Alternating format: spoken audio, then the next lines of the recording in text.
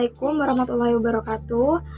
Baik, kami di sini dari kelompok 2 yang beranggotakan saya Putra Fikatul Jana dengan NIM 1908076002 dan juga teman saya Riki Setiawan dengan NIM 1908076005.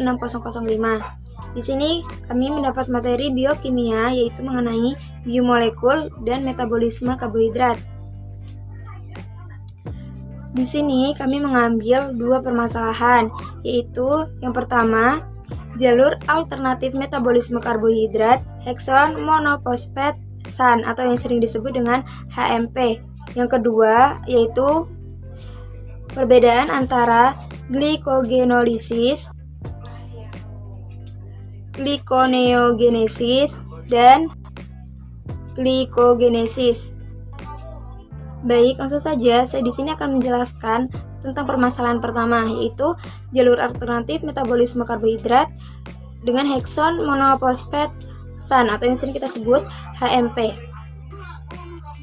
Nah, jalur metabolik yang utama untuk penggunaan glukosa adalah glikolisis dan lintasan pentosa fosfat, di mana lintasan pentosa fosfat atau hekson monofosfat SAN atau yang sering kita sebut HMP merupakan jalur alternatif untuk metabolisme glukosa, di mana lintasan pentosa fosfat lebih kompleks daripada glikolisis, dan juga lintasan ini tidak menghasilkan ATP.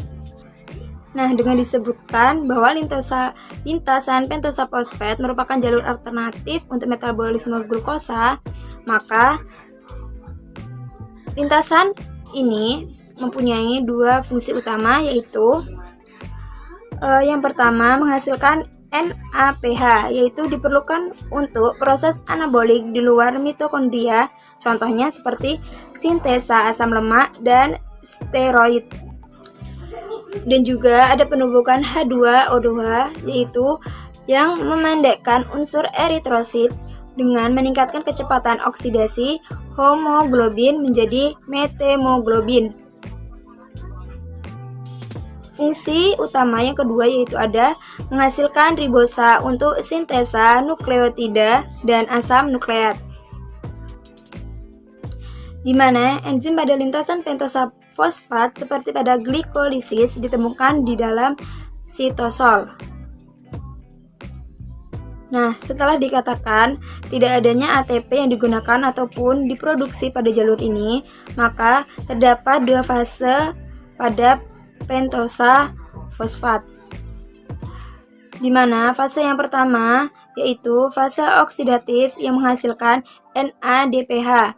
Nah, pada fase pertama ini glukosa atau 6-fosfat menjalani proses dehidrogenasa dan dekarboksilase untuk memberikan sebuah senyawa pentosa, yaitu ribosa 5-fosfat. Nah, reaksi dehidrogenasi glukosa 6-fosfat menjadi 6-fosfoglukonat terjadi lewat pembentukan 6-fosfogluconolakton yang dikatalisis oleh enzim glukosa 6-fosfat dehidrogenase, suatu enzim yang tergantung pada NADP. Hidrolisis 6-fosfogluconolakton dilaksanakan oleh enzim gluconolakton hidrolase. Nah, tahap oksidasi yang kedua yaitu dikatalisis oleh enzim 6-fosfogluconat dehidrogenase yang juga memerlukan NADP+ sebagai akseptor hidrogen.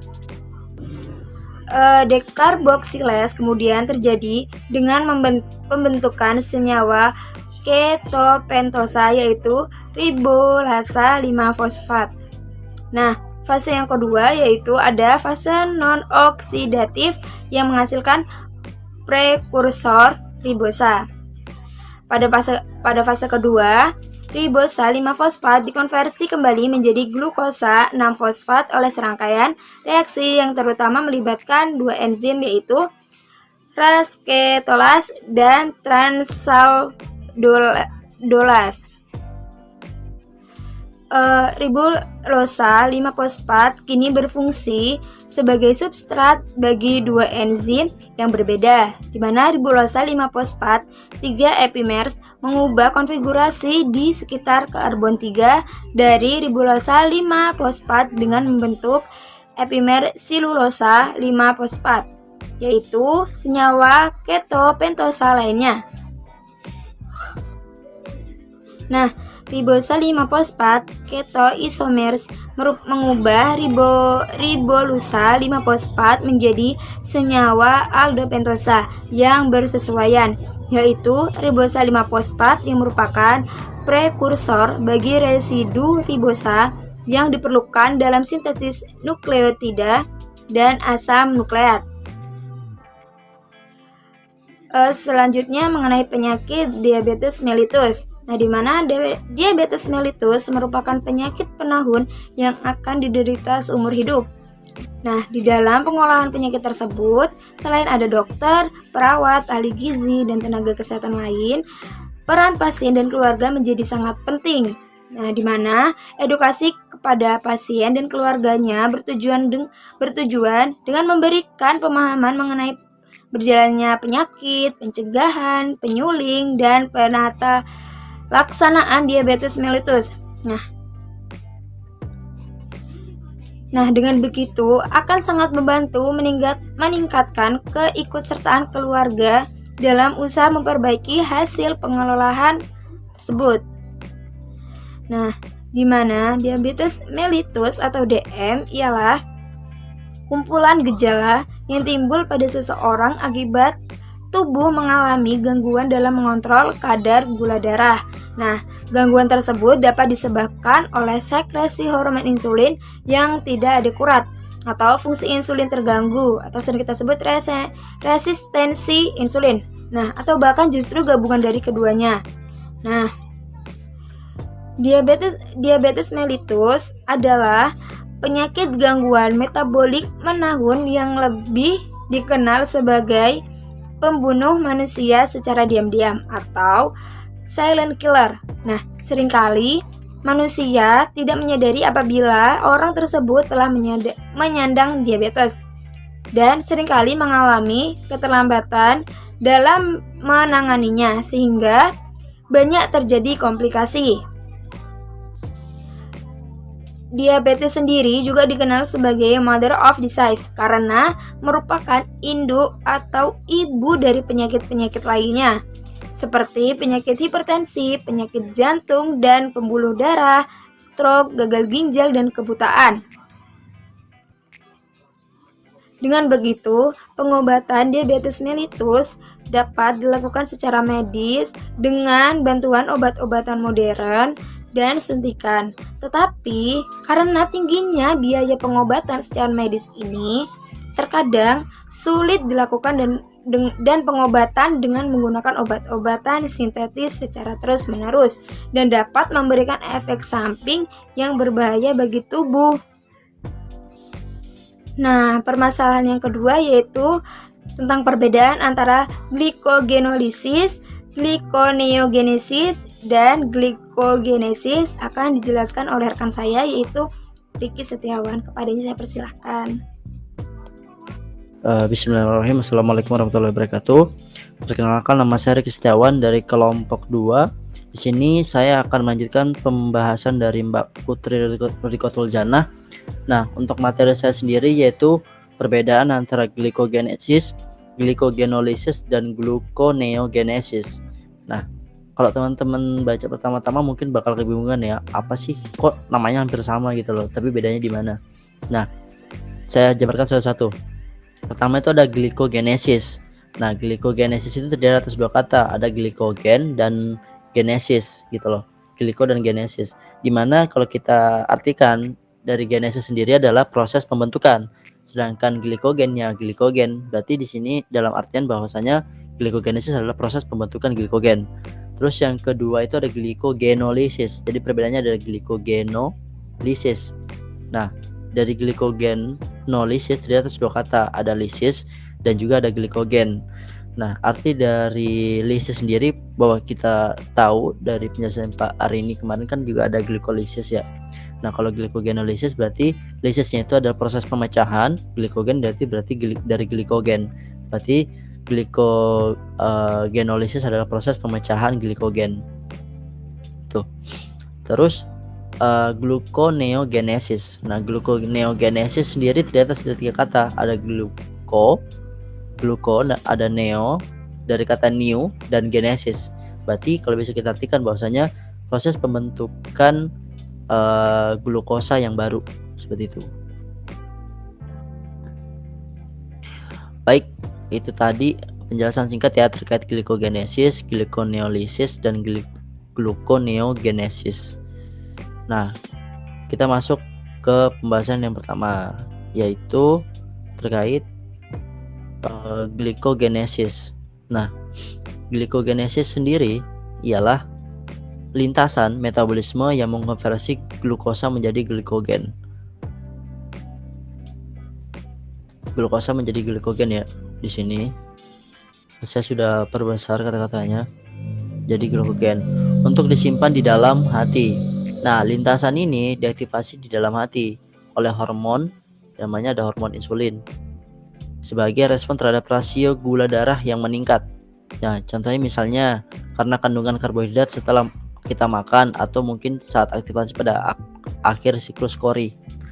Jadi kalau bisa diulang itu glikogenesis sendiri nanti ada dimulai dari atasnya itu ada substratnya, yaitu glikogen menjadi glukosa gitu. Glikogenesis. Kemudian hal ini terjadinya glikogenesis itu terjadi saat maaf tadi saya ada kesalahan. Glikogenesis maksudnya itu dari substrat awalnya itu glukosa menjadi glikogen ya. Nah, saya kembalikan lagi, jadi glikogenesis itu terjadi saat kadar gula dalam tubuh kita itu tinggi. Jadi nantinya di hati itu akan mengubahnya jadi glukosa kita itu menjadi glikogen gitu. Jadi nggak berlebihan kadar glukosa kita dalam tubuh. Singkatnya seperti itu ya. Nah, glikogen itu apa sih sebenarnya? Jadi glikogen disintetis tergantung pada permintaan untuk glukosa dan ATP. Nah, jadi untuk mengurangi kadar glukosa ya diubah menjadi glikogen dalam tubuh. Nah, jika keduanya hadir dalam jumlah yang relatif tinggi, maka kelebihan insulin mempromosikan konversi glukosa. Jadi saat glukosanya tinggi banget nih, ya udah nanti dikonversi menjadi glukosa oleh insulin menjadi glikogen untuk disimpan dalam hati atau sel otot, seperti itu ya. Oke, kita masuk ke prosesnya. Jadi tadi kan dijelaskan tuh glikogenesis berarti proses pengubahan glukosa di sini glukosa menjadi glikogen gitu ya. Jadi salah, bukan di sini ya.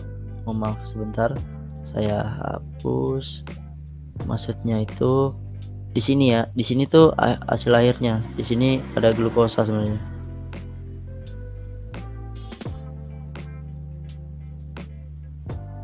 Nah, di sini tuh glukosa.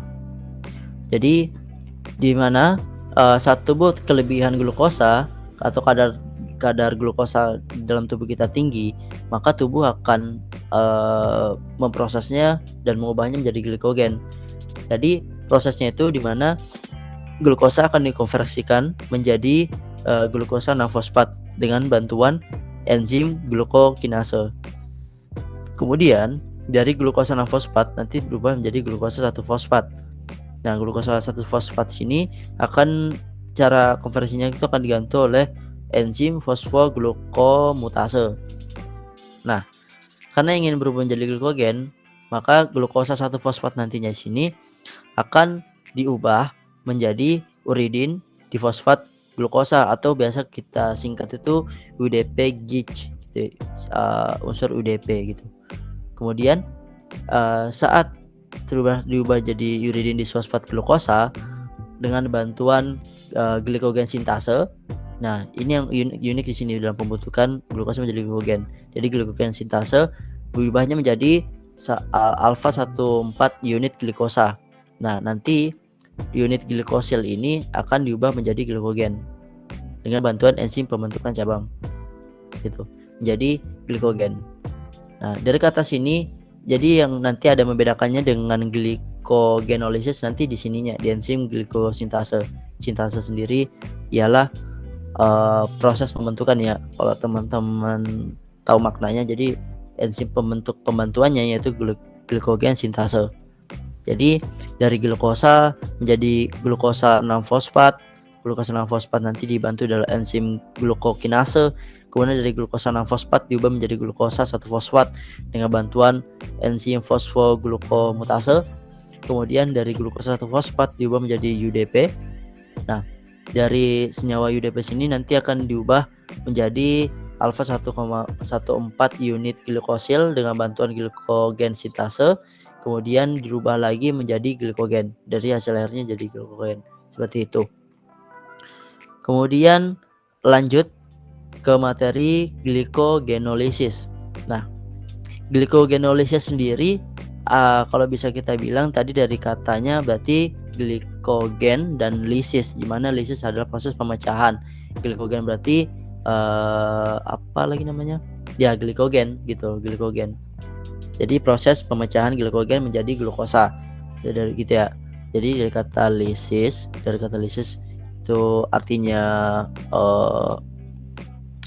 pemecahan, dan glikogen berarti ya glikogen gitu. Berarti proses pemecahan glikogen. Nah, pemecahan glikogen terlebih dahulu harus dipecah untuk dapat memperoleh glukosa. Pemecahan glikogen untuk memperoleh glukosa sebagai energi. Yang mana proses glikogenolisis terjadi di dalam jalur yang berbeda gitu loh.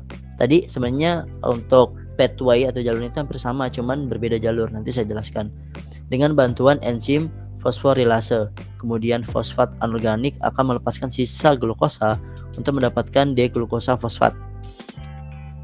Sehingga kalau dilihat dari proses ini, proses yang di dalam sini dapat dikatakan bahwasanya proses glikogenolisis adalah suatu proses pemecahan glikogen yang terjadi melalui jalan yang berbeda yang tergantung dari proses apa yang mempengaruhinya. Nah, kita langsung aja ya ke pathway-nya gimana. Nah, tadi sebenarnya hampir sama, cuman bedanya kalau tadi proses glikogenesis dia dari sini. Jadi dia pathway-nya tuh dari sini ke glikogen. Jadi pathway-nya ke sini. Seperti itu. Nah, perbedaannya itu di glikogenolisis yaitu perpecahan glikogen menjadi glukosa. Ini saya hapus dulu. Nah, jadi berarti prosesnya dari sini ke sini nantinya. Jadi prosesnya dari sini ke sini. Seperti itu. Nah, saya jelaskan. Jadi substrat awal glikogenolisis berarti kita tahu bahwasanya berarti substrat awalnya itu glikogen. Yang dimana alfa 1,4 glikosil yaitu diubah dengan bantuan tadi ada ya enzim fosforilase menjadi glukosa 1-fosfat. Nah, ini glukosa 1-fosfat. Jadi dengan bantuan enzim fosforilase, glikogen diubah menjadi glukosa 1-fosfat. Nah, kemudian dari glukosa 1-fosfat kemudian diubah menjadi glukosa 6-fosfat dengan bantuan enzim fosfoglukomutase. Nah, enzim fosfoglukomutase nanti membantu mengubahnya menjadi glukosa 6-fosfat. Dan di mana glukosa 6-fosfat ini nanti bisa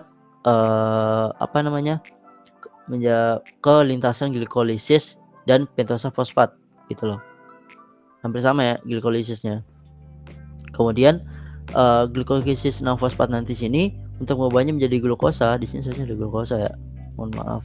Karena saya ngambil bagannya ini dari Siswopedia.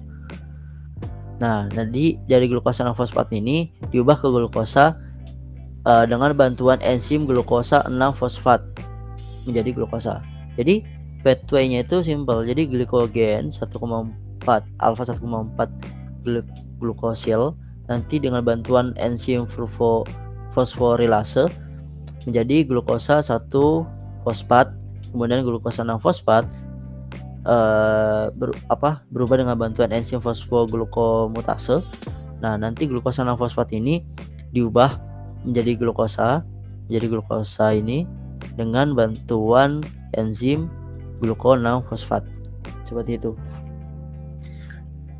Jadi perbedaannya untuk proses glycogenesis itu dengan bantuan enzim fosforilase. Seperti penjelasan yang tadi ya. Nah, proses pemecahan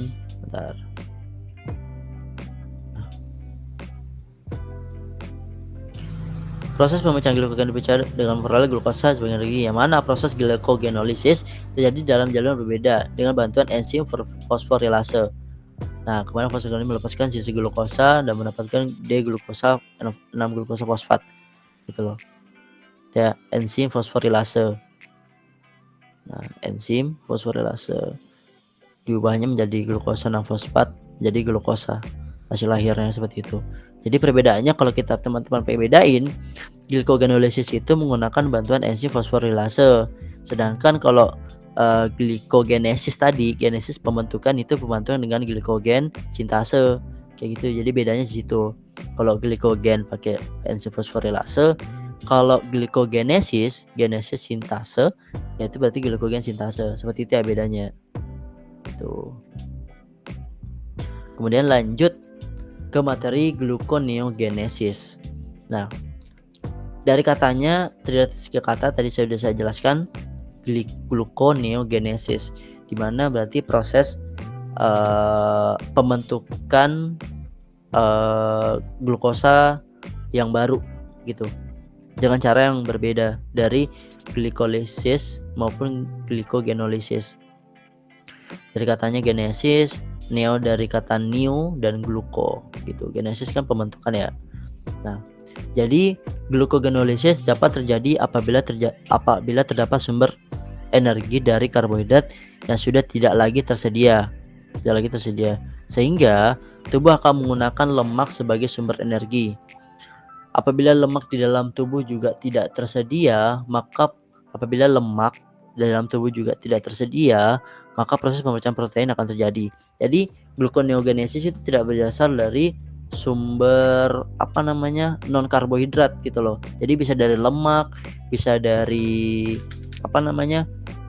asam laktat ya, kayak gitu. Jadi nggak non karbohidrat. Jadi proses pembentukan glukosanya dari cara yang baru, makanya namanya gluconeogenesis gitu, teman-teman. Kemudian penjelasannya, gluconeogenesis merupakan suatu lintasan metabolisme yang dapat dimanfaatkan tubuh untuk menjaga kadar gula glukosa dalam darah tetap seimbang selain dengan glycogenolysis. Nah, tadi kan sudah saya jelaskan bahwasanya glycogenolysis itu adalah proses pemecahan glikogen ya, proses pemecahan glikogen. Yang dimana proses glycogenolysis itu dimulai dari glikogen ke glukosa. Ini ya, nih glycogenolysis dari glikogen ke glukosa. Jadi selain cara glycogenolysis ada juga cara glyconeogenesis. Jadi nggak bergantung sama karbohidrat doang gitu loh. Bisa dari lemak, bisa dari asam laktat kayak gitu. Itu bisa pembentukan glukosa. Makanya di sini bilang bahwasanya untuk menjaga kadar gula glukosa dalam darah tetap seimbang selain dengan glikogenesis. Kemudian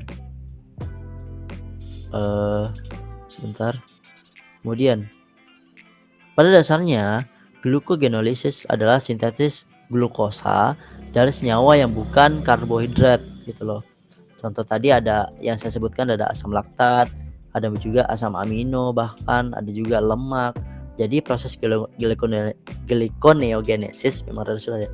Gluconeogenesis berlangsung terutama di dalam hati. Jadi hampir sama ya sebenarnya. Sedikit tambahan bahwasanya kalau teman-teman lihat penjelasan Mbak Arini kemarin terkait glikolisis, sebenarnya itu nggak sama ya. Kalau kalian nanti lihat pathway-nya itu bakal sama sebenarnya, cuman berbeda. Jadi gluconeogenesis itu secara esensinya ya merupakan konversi pirufat. Asam pirufat menjadi glukosa, yang mana secara sekilas memang hampir sama ya dengan reaksi glikolisis. Namun gluconeogenesis itu nggak berjalan sesederhana glikolisis yang dijelaskan kemarin Mbak Arini. Jadi ada prosesnya, bahkan lebih banyak reaksinya gitu. Dikarenakan gluconeogenesis itu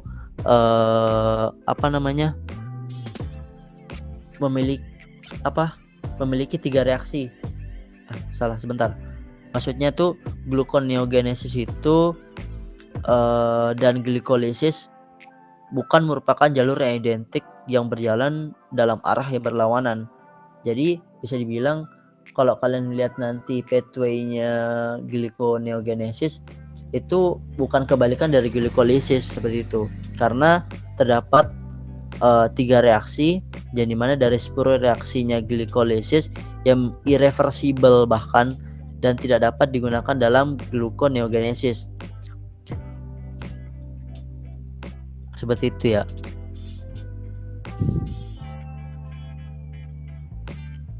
Kemudian penjelasan tambahan bahwasanya kalau dari secara simpelnya, kalau teman-teman bingung gluconeogenesis itu dalam tubuh kita tuh contohnya seperti apa gitu loh. Kalau teman-teman pernah puasa dan pernah mendengar bahwasanya orang yang memiliki postur tubuh lebih gemuk atau mungkin berat badan yang lebih, kalau puasa tuh mereka bakal tidak mudah loyo gitu loh. Nah, dari situ proses gluconeogenesis dapat terjadi. Jadi di sini bakal jelaskan. Nah, jadi tadi kembali bahwasanya pasokan glukosa dalam cadangan tubuh kita itu biasanya itu tidak cukup gitu loh. Bahkan kita nggak bisa bergantung dari proses glikogenolysis ini. Jadi ada proses namanya gluconeogenesis. Dipilih kayak gitu ya. Terus jadi caranya gimana nih? Kalau misalnya glikogenesis saja tidak bisa membantu tubuh untuk menyeimbangkan kadar apa lagi namanya? Glukosa. Terus ada cara lain nggak? Nah, caranya gluconeogenesis. Gimana glikogen itu bisa berkurang saat kita waktu makan ya. Jadi proses kita makan tuh glikogen tuh bisa berkurang gitu loh. Dan saat puasa maupun saat olahraga berat. Nah, maka dari itu manusia memerlukan mekanisme atau jalur untuk mensintetis glukosa dari prekursor non karbohidrat. Jadi itulah yang disebut dengan gluconeogenesis gitu loh.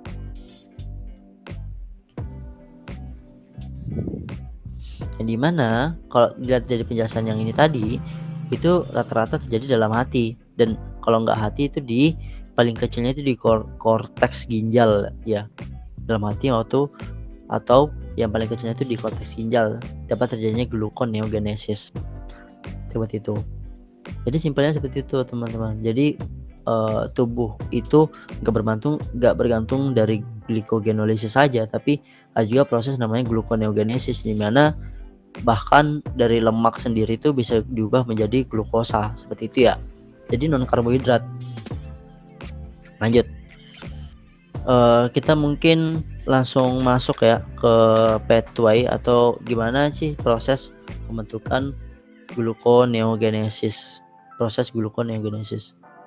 Nah, kalau teman-teman lihat di sini, sebentar saya perbesar dulu mungkin ya biar jelas.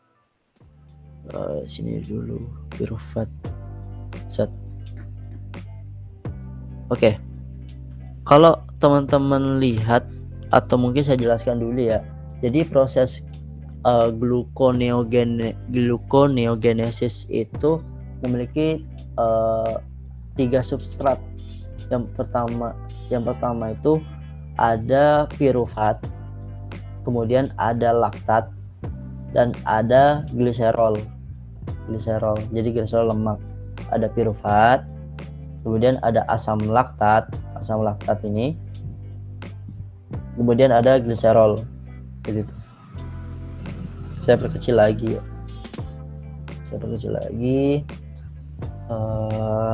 Kita masuk pertama mungkin proses pirufat ini menjadi fosfoneopirufat gitu ya, fosfoneopirufat, dari pirufat menjadi fosfoneopirufat,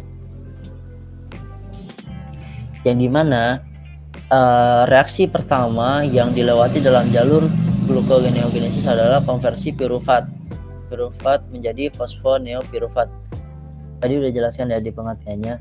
Kemudian jadi awal mulanya itu pirufat pertama-tama diangkut dari sitosol. Jadi darah yang di luar ini guys, ini sitosol. Nah, kalau teman-teman bingung yang ini apa, yang hijau ini, nah yang hijau ini di dalam mitokondria, begitu ya. Simpelnya kayak gitu. Jadi di luar ini sitosol, di dalam yang hijau ini mitokondrianya. Saya hapus dulu ya biar nggak terlalu ramai banget. Pen. Oke, lanjut ya. Jadi pirufat pertama-tama itu nanti diangkut dari sitosol ke mitokondria. Jadi pirufat ini akan masuk ke mitokondria ya. Nah, tadi sampai mana? Ke mitokondria melalui transaminase gitu loh. Kemudian pirufat karboksilase. Nah, pirufat karboksilase ini dengan bantuan enzimnya, enzim mitokondria yang membutuhkan koenzim biotin mengubah pirufat menjadi oksalaasetat. Nah, jadi dari pirufat nanti piruvatnya masuk ke mitokondria. Nah, terus dengan bantuan pirufat karboksilase nanti diubah ke oksalosetat gitu loh. Ke oksalosetat. Nah, jadi karena membran mitokondria tidak memiliki transporter untuk oksaloasetat, nah sebelum diekspor ke keluar sitosol, sebelum ke sitosol ini, sebelum diekspor keluar,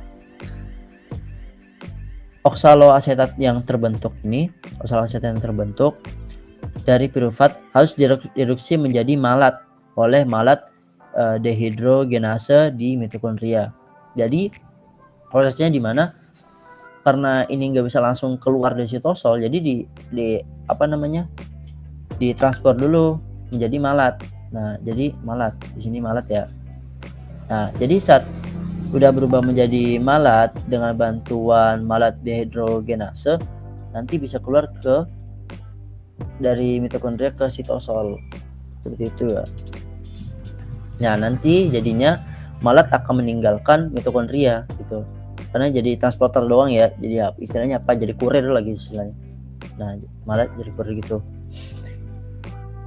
melalui transporter spesifik pada membran dalam mitokondria, dan dalam sitosol dia dioksidasi ulang menjadi oksaloasetat. Nah, jadi saat keluar dari mitokondria kemudian udah di dalam sitosol, nanti malatnya ini akan dioksidasi menjadi oksaloasetat lagi gitu loh. Jadi oksaloasetat lagi nih malat. Jadi pas masuk nih pirufat ke mitokondria, dengan terus pirufatnya diubah ke pirufat karboksilase jadi oksaloasetat. Tapi oksaloasetat ini nggak bisa langsung keluar gitu, tapi jadi diubah dulu, dikonversi lagi menjadi malat. Dengan bantuan malat ini jadi kurir istilahnya untuk keluar dari sitosol mitokondria ke sitosol.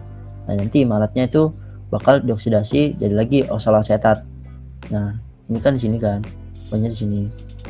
Nah, kalau udah jadi oksaloasetat, kemudian dikonversi menjadi PEP oleh fenolpirufat karboksilase. Jadi buat jadi fosfofenolpirufat nanti dibantu dengan enzim fosfofenolpirufat karboksilase. Nah, jadi pathway-nya seperti itu ya. Jadi pathway-nya dari salah. Bentar. Jadi pathway-nya itu dari pirufat masuk ke mitokondria, nanti pirufatnya diubah dengan bantuan pirufat karboksilase menjadi oksaloasetat, tapi oksaloasetatnya nggak bisa langsung keluar nih. Nah, jadi transporternya itu di malat. Nah, nanti malat itu bisa keluar langsung ke sitosol. Nah, jadi malatnya nanti akan teroksidasi jadi lagi oksaloasetat. Nah, untuk jadi proses pengubahan oksaloasetat menjadi fosfofenolpirufat dengan bantuan enzim fenolpirufat karboksikinase. Nah, jadilah fosfofenolpirufat. Jadi jalannya itu pirufat menjadi fosfofenolpirufat. Gitu. hapus dulu, kita hapus lagi biar rapi. Cat pen. Kemudian yang selanjutnya itu ada proses pengubahan substrat awalnya itu dari gliserol menjadi glukosa. Nah, ini yang tadi saya bilang di awal, pathway-nya itu nanti dari gliserol menjadi glukosa. Caranya gimana? Yang pertama itu kan kita kan ada cadangan lemak nih, lipid ya kan, lemak tuh lipid, yang dimana 3 gliserol ya kalau nggak salah, itu nanti jadi gliserolnya itu untuk diubah menjadi gliserol 3 fosfat itu dengan bantuan enzim gliserol kinase. Nah, setelah berubah menjadi gliserol 3 fosfat itu dikonversi lagi menjadi dihidroksi aseton fosfat. Nah, saat di sini nanti dihidroaseton fosfatnya itu bakal diubah jadi 1,6 bifosfat. Nah, dari 1,6 bifosfat ini dari dihidroaseton fosfat kemudian diubah lagi menjadi fruktosa 6 fosfat dengan bantuan enzim fosfofruktokinase ya. Sebentar salah. Mohon maaf. Saya jelaskan ulang dari sini ya. Jadi dihidroaseton fosfat nantinya akan diubah menjadi fruktosa 1,6 bisfosfat. Nah, proses pengubahan fruktosa 1,6 bisfosfat menjadi fruktosa 6 fosfat dengan bantuan fruktosa 1,6 bisfosfat. Enzim fruktosa 1,6 bisfosfat. Jadilah fruktosa 6 fosfat. Nah, terus dari fruktosa 6 fosfat diubah lagi menjadi glukosa 6 fosfat. Nah, jadi dari glukosa 6 fosfat dengan bantuan enzim glukosa 6 fosfat jadilah glukosa gitu loh. Glukosa 6 fosfat, 6 fosfat jadi glukosa. Kayak gitu ya prosesnya. Buat proses gluconeogenesis dari substrat gliserol gitu. Kemudian piruvat kinase saya hapus dulu ya.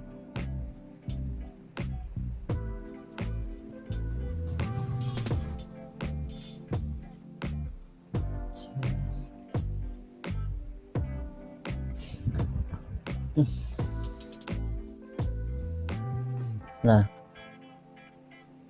kemudian ada juga cara dengan asam laktat. Nah, jadi kalau dari pathway asam laktat dari sini ya, asam laktat di sini nanti diubahnya langsung ke atas ke glukosa. Jadi prosesnya di mana